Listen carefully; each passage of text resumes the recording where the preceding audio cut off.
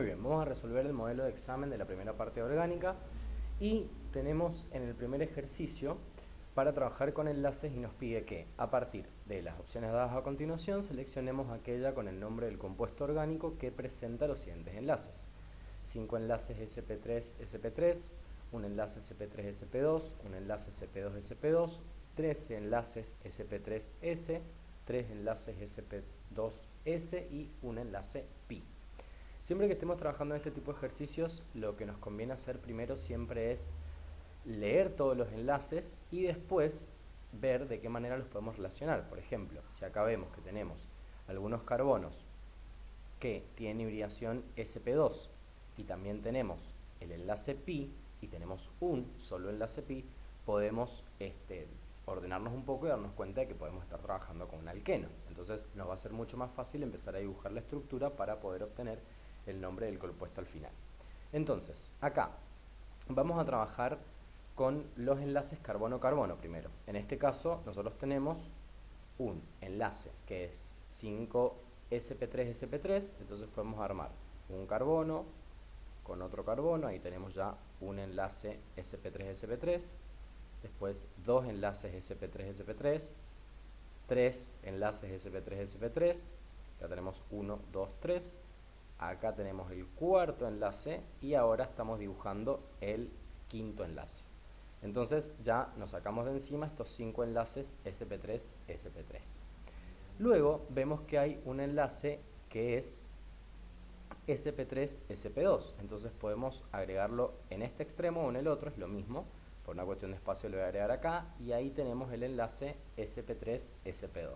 Entonces ya lo cancelamos. Después seguimos leyendo y tenemos un enlace sp2-sp2. Entonces, como acá está el carbono sp2, este enlace lo tenemos de este lado. Y ahí ya lo tachamos. Ahora, ¿qué vamos a ver? Que tenemos 13 enlaces sp3s. Entonces vamos a completar con los hidrógenos, porque siempre que estemos trabajando con un enlace con S, vamos a estar trabajando con el hidrógeno.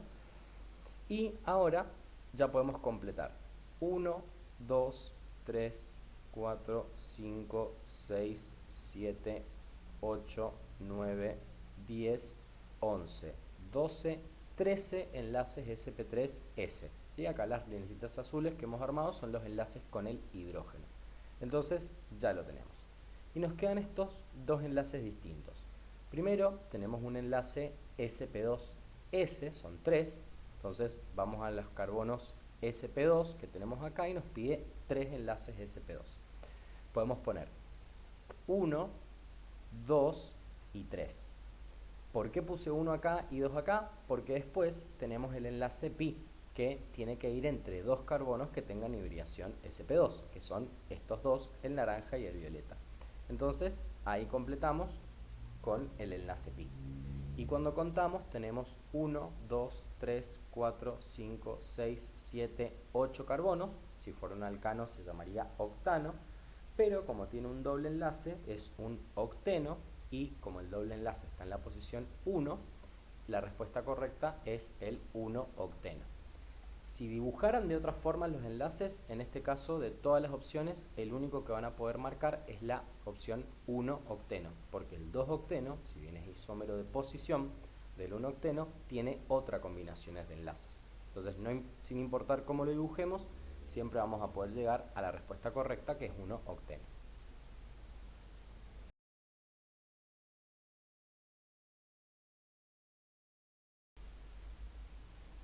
Muy bien, vamos con el ejercicio número 2.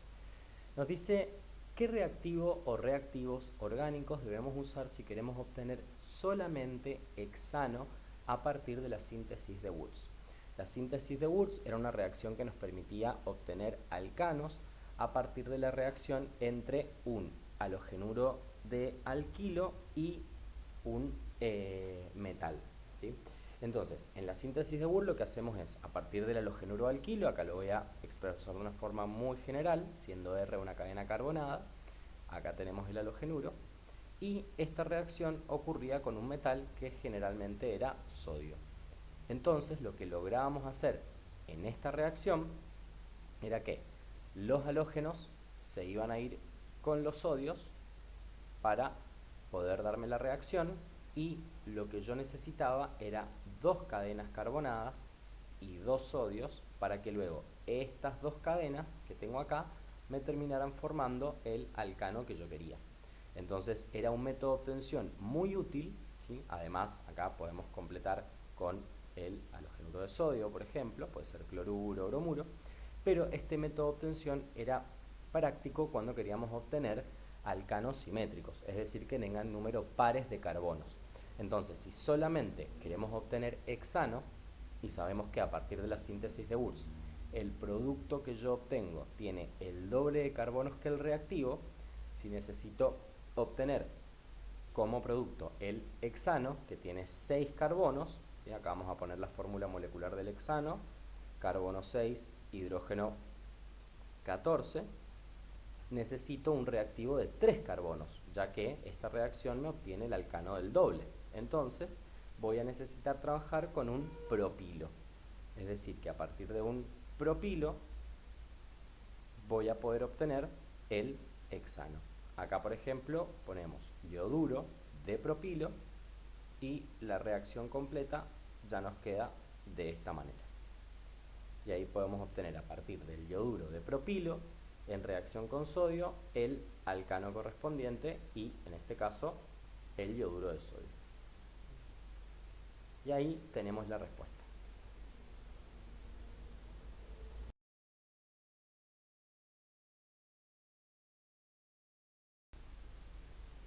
Vamos con el 3, que nos dice: el alcohol alílico, también denominado 2-propenol, es un alcohol insaturado que presenta isomería con la acetona, que es la propanona. ¿Cómo se denomina este tipo de isomería? Este tipo de isomería, que se produce entre alcoholes insaturados, que tienen en general esta estructura, siendo una cadena carbonada con un doble enlace y además la función alcohólica, que puede estar en cualquier posición, en este caso la vamos a poner en este carbono, y los alcoholes insaturados, fíjense que acá tenemos la función oxidrilo que lo convierte en alcohol, y el doble enlace que lo convierte en un alqueno, por eso son alcoholes insaturados, también se los conoce como enoles. Tienen un tipo de isomería en particular que se denomina tautomería, y la presentan con los compuestos carbonílicos, que pueden ser los aldehídos o las cetonas.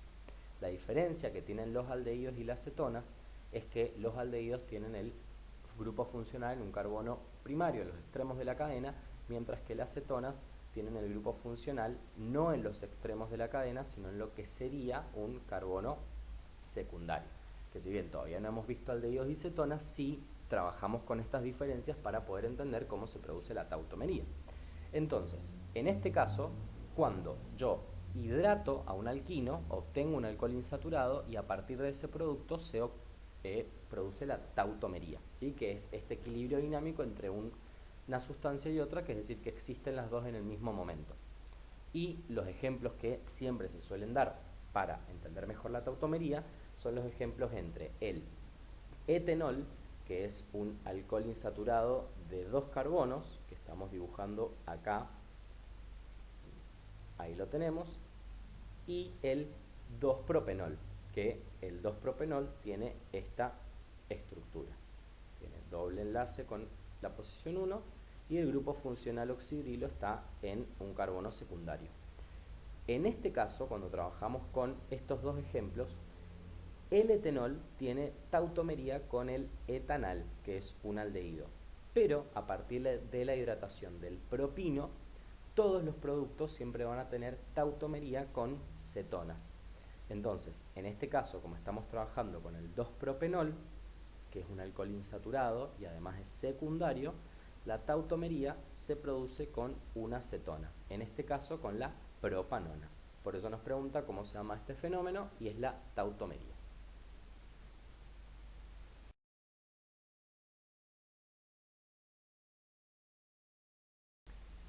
Para producir alquenos, un método de obtención útil es la reacción entre halogenuros de alquilo e hidróxido de potasio en medio alcohólico, reacción que permite formar un doble enlace al producir una deshidrohalogenación de la cadena carbonada.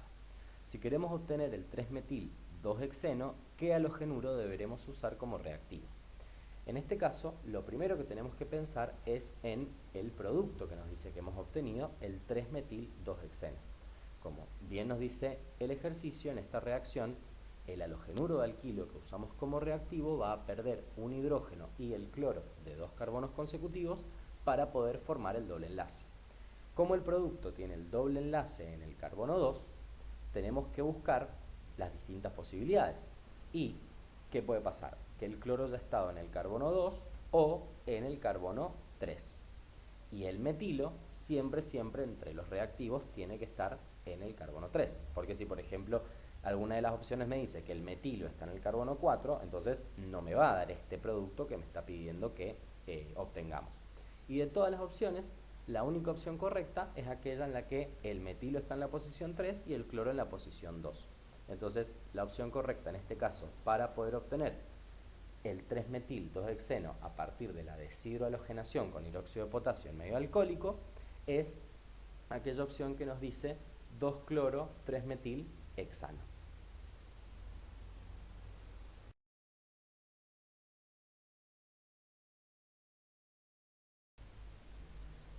¿Qué tipo y cantidad de enlaces están presentes en la molécula de tolueno? Para poder ver los tipos de enlaces que tenemos que están formando la molécula de tolueno, lo primero que tenemos que saber es la fórmula del tolueno para a partir de esa fórmula poder empezar a ver los enlaces.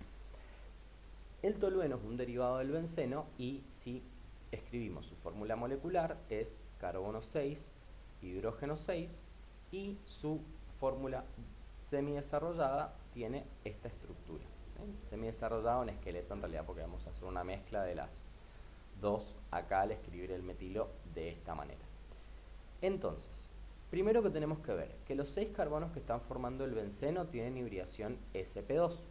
Entonces, acá tengo en esta cadena del benceno 1, 2, 3, 4, 5, 6 enlaces sp2, sp2, que son los que están formando la cadena cerrada del benceno.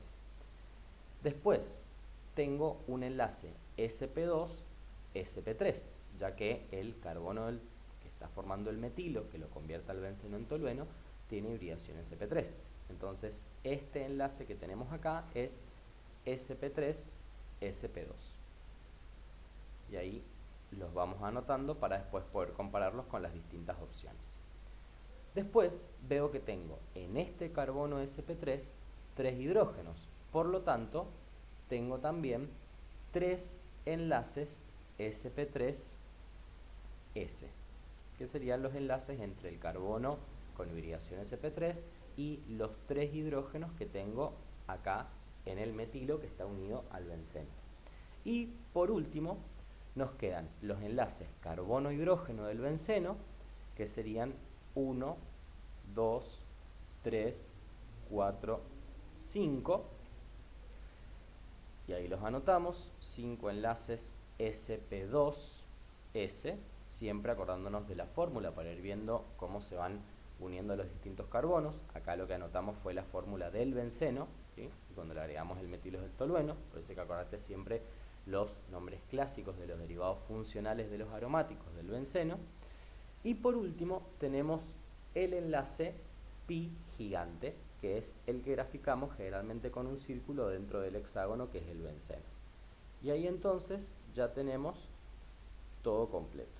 Un enlace pi gigante, 5 enlaces sp2s, ahí termino de escribir gigante, 3 enlaces sp3s, un enlace sp3 sp2 y 6 enlaces sp2 sp2. La opción correcta es aquella que nos describe todos los enlaces que acabamos de encontrar.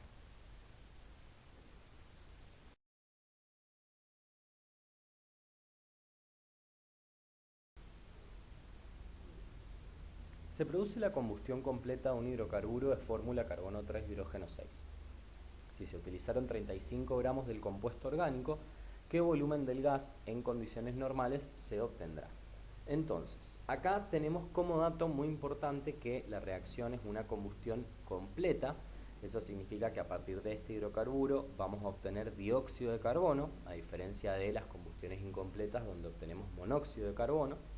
Y lo que podemos hacer primero es plantear la reacción balanceada. Siempre balanceando primero a partir de los carbonos y luego con los demás elementos. Entonces terminamos llegando a que 2 moles del hidrocarburo reaccionan con 9 moles de oxígeno para producir 6 moles de dióxido de carbono y 6 moles de agua. A partir de estas relaciones vamos a poder utilizar el dato que nos da de la masa del hidrocarburo que se usó como reactivo para con la reacción balanceada poder establecer las relaciones que nos permiten calcular el volumen obtenido de dióxido de carbono. Entonces, como dato, la masa del reactivo de este hidrocarburo que tiene fórmula carbono 3 hidrógeno 6 y como objetivo del ejercicio averiguar el volumen de dióxido de carbono en condiciones normales. Siempre que trabajamos en estequiometría y nos dan como dato la masa o nos piden calcular la masa, algo que sí o sí debemos tener es la masa molar de esa sustancia a la que nos están pidiendo calcularle la masa o, como en este caso, de aquella que nos dan el dato de la masa que usamos como reactivo. Entonces, una vez que tenemos la reacción balanceada y todos los datos, podemos calcular el volumen de dióxido de carbono en condiciones normales. Tenemos 35 gramos del hidrocarburo y nosotros sabemos que 2 moles del hidrocarburo me producen 6 moles de dióxido de carbono, que es la relación que hemos planteado en este caso. 2 moles del hidrocarburo, acá en vez de poner mol, reemplazamos directamente por la masa molar, es decir, el peso de 2 moles de el hidrocarburo me producen 6 moles de dióxido de carbono. Y después planteamos la segunda relación, que en condiciones normales, 1 mol de dióxido de carbono ocupa 22,4 litros. Y eso nos da como resultado 56 litros.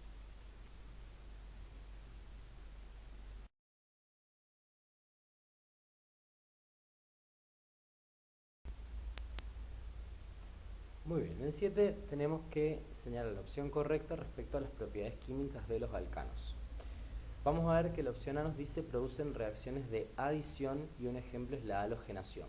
Y esa opción está mal, porque nos dice que los alcanos producen reacciones de adición y no producen reacciones de adición, ya que esas reacciones lo que requieren es la ruptura de un doble o un triple enlace. Por ejemplo, los alquenos pueden romper un enlace y dar reacciones de adición porque adicionan en la molécula algo que antes no tenían, es decir, un enlace que antes estaban ocupando para armar doble o triple, en el caso de los alquinos, con otro carbono, ahora va a estar unido a otra cosa, por ejemplo un halógeno.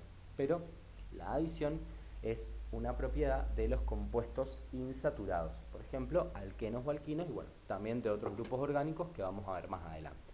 Entonces la opción A está mal. Los alcanos producen reacciones de sustitución, no de adición. Después la opción B nos dice que para halogenarse necesitan la presencia de luz solar, lo que es correcto, porque los alcanos utilizan ese catalizador para esa reacción, pero me dice después, al igual que los demás hidrocarburos. Y no todos los hidrocarburos usan luz solar como catalizador. Por ejemplo, los alquenos utilizan como catalizador el tetracloruro de carbono. Entonces, la opción B está mal al decirme que la luz solar es un catalizador no solo de los alcanos, sino también de los otros hidrocarburos, y eso está mal. Cada grupo necesita un catalizador específico. Puede ser que algunos lo compartan, pero no todos. Después la C nos dice que todos los carbonos en un alcano presentan hibridación sp3, y esa opción sí es correcta, porque los alcanos tienen como característica tener únicamente enlaces simples carbono-carbono, y eso solo ocurre cuando el carbono tiene hibridación sp3, donde puede armar 4 enlaces separados en 4 direcciones distintas con 4 átomos diferentes. En cambio, las otras hibridaciones sp2 o sp podía armar dobles o triples enlaces respectivamente en la misma dirección, que es lo que les daba las características del doble o triple enlace a los alquenos y a los alquinos. En este caso entonces la opción correcta es la C. Y las demás opciones, en este caso la D, que nos dice los enlaces carbono-carbono son de tipo pi, no, en los alcanos los enlaces carbono-carbono son de tipo sigma, porque son enlaces que se producen de manera frontal con los orbitales híbridos. Entonces este sería el enlace sigma, y aquellos que tienen enlace pi son los alquenos, por ejemplo, o los alquinos, donde el primer enlace que se forma, que es el más fuerte, es sigma porque es frontal, es con orbital híbrido y orbital híbrido. Y el segundo enlace que se forma, por ejemplo, con los alquenos, ese sí es pi porque se produce de manera lateral. Pero los alcanos solamente tienen enlaces carbono-carbono de tipo sigma. Y además, la última opción, que en este caso aparece para aquellos que están estudiando el pre de odontología, nos dice que presentan isomería de cadena, que es correcto, presentan isomería óptica, también es correcto, y de función. Y no, los alcanos no presentan isomería de función.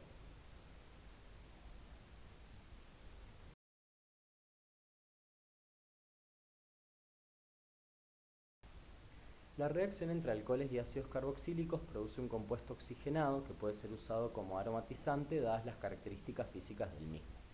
Un ejemplo de ello es el olor de las frutas o perfumes. Y nos pregunta qué reactivos debo utilizar si quiero obtener acetato de sec-butil. Acá tenemos primero los reactivos que nos lo menciona y nos dice que es una reacción entre alcoholes y ácidos carboxílicos, siendo estos los reactivos que usamos generalmente para obtener ésteres. Y después nos da el éster que queremos obtener, que es el acetato de sec-butilo. Entonces, ¿cómo nos damos cuenta de qué ácido y qué alcohol tenemos que usar para poder formar este producto que acá nos dice es el acetato de sec-butilo? Primero, reconocer dentro del nombre dos partes. La primera corresponde al anión, que viene de un ácido, entonces vamos a trabajar con acetato, ato se convierte en ico para darme cuenta de qué ácido usé, y acá vamos a trabajar con el ácido acético. Entonces ahí ya lo tenemos a la primera parte. Ácido acético, que es el nombre, según la nomenclatura clásica, que le corresponde al ácido etanoico. Y ahí lo vamos a poner para no olvidarnos que también tiene otro nombre, como lo nombramos recién, etanoico, ya que siempre tenemos que tener en cuenta, sobre todo en oxigenados, la diferencia entre la nomenclatura clásica y la nomenclatura IUPAC. Acá entonces ya identificamos al ácido. Acetato viene del ácido acético. Y aún así, si no conociéramos la fórmula del ácido acético, podemos llegar a la misma respuesta, ya que el ato, como dije, lo reemplazamos por el ico, y ahí obtenemos el nombre clásico y nos acordamos que era el ácido etanoico. Buscamos en las opciones y vemos que solamente hay 3 opciones que dicen ácido etanoico. Entonces ya podemos eliminar la opción E, la opción B y ya nos quedan las 3 que podrían llegar a ser. Y después miramos la otra parte del nombre donde nos dice sec-butilo y hay que recordar que esta segunda parte corresponde al radical que viene de un alcohol. En este caso me dice sec-butilo, por lo tanto viene del alcohol sec-butílico. Ahí ya lo tenemos identificado. Y el nombre, según IUPAC, del alcohol sec-butílico es 2-butanol. Entonces ya tenemos los reactivos que necesitamos. 2-butanol y ácido etanoico, que es lo que nos dice la opción A.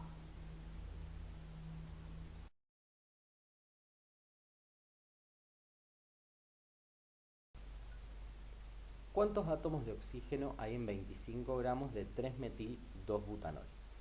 Primero, nos pregunta átomos de oxígeno que tenemos en una determinada cantidad de masa y nos da el nombre de la sustancia, porque si queremos trabajar con átomos, que es una unidad química, y tenemos como dato la masa, que es una unidad física, lo que necesitamos para poder hacer esa conversión entre unidad física y química, en este caso es la masa molar, que es lo que siempre nos va a permitir hacer esa conversión.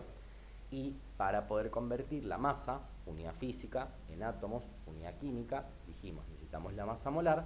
Para poder calcular esa masa molar necesito tener o la, por ejemplo, fórmula desarrollada o semidesarrollada del compuesto orgánico, o como en este caso el nombre, y a partir del nombre poder buscar la fórmula molecular para poder calcular la masa molar. Entonces, a partir del nombre podemos formularlo al compuesto y tenemos el 3-metil-2-butanol. Entonces tengo 1, 2, 3, 4 carbonos, que son los del butanol. En la posición 2 tengo el oxidrilo. Y en la posición 3 tengo un metilo. Entonces ya tenemos la estructura general y ahora completamos directamente con los enlaces y también con los hidrógenos. Y ya ahora podemos calcular, a partir de esta fórmula semi-desarrollada, la masa molar para poder calcular la cantidad de átomos que tenemos en esa masa. Entonces tenemos de fórmula molecular carbono 1, 2, 3, 4, 5, hidrógeno 3 y 1, 4, 5, 6, 7, 8, 9, 10, 11, 12. Tenemos 12 hidrógenos y oxígeno 1.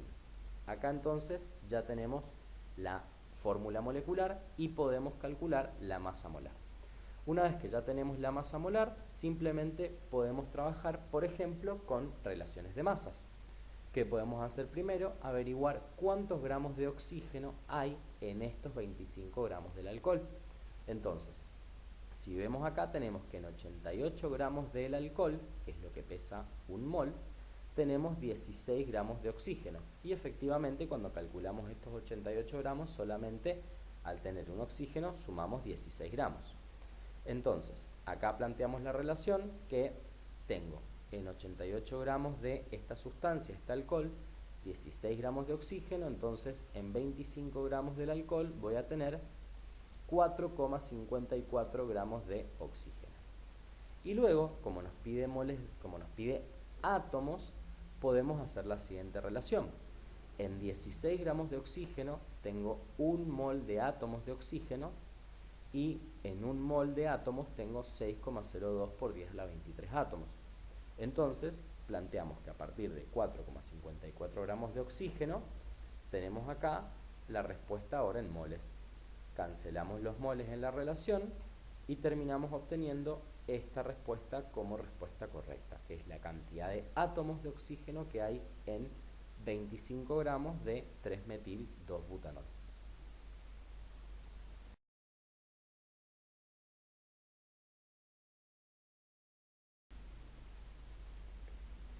Los compuestos orgánicos pueden identificarse por diferentes reacciones que son específicas a un compuesto o familias de ellos. La reacción de Bayer es una de ellas. A continuación, elija la opción correcta respecto a esta reacción de identificación. La reacción de Bayer era una reacción que nos ayudaba a identificar alquenos y que tenía como característica que era la reacción entre el alqueno, acá lo vamos a poner de forma general, con el permanganato de potasio, que acá vamos a tener la fórmula completa, y esta reacción nos terminaba produciendo como producto un diol, de ahí el otro nombre que esta reacción tiene, que también es reacción de los dioles, porque donde antes estaba el doble enlace, ahora tengo dos grupos oxidrilos, y además de otros productos, uno de los más importantes es el producto que se genera a partir del manganeso, que es un precipitado marrón de dióxido de manganeso, además de obtener también hidróxido de potasio y agua. Entonces, en este caso tenemos las opciones. Nos dice A. La reacción es positiva cuando se produce un precipitado naranja de dióxido de manganeso. No, el precipitado no es naranja, es marrón. Después la opción B nos dice, esta reacción se conoce también con el nombre de reacción de los dioles. Esa opción es correcta, es otro de los nombres que tiene esta reacción, que puede llamarse reacción de Bayer, reacción de los dioles o también hidroxilación. Después la opción C nos dice que esta reacción permite identificar a los alcanos para diferenciarlos de otros compuestos. No, no es para identificar alcanos, es para identificar alquenos. La opción D nos dice, los alcoholes primarios dan positivo a esta reacción. No, eso no es cierto porque es positiva para los alquenos y de hecho el alcohol en este caso es un producto, o sea que no puede dar positivo a una reacción. Y después la última opción nos dice, la reacción es positiva cuando se genera como producto permanganato de potasio. No, el permanganato de potasio no es producto, es reactivo. En este caso entonces la opción correcta es la B.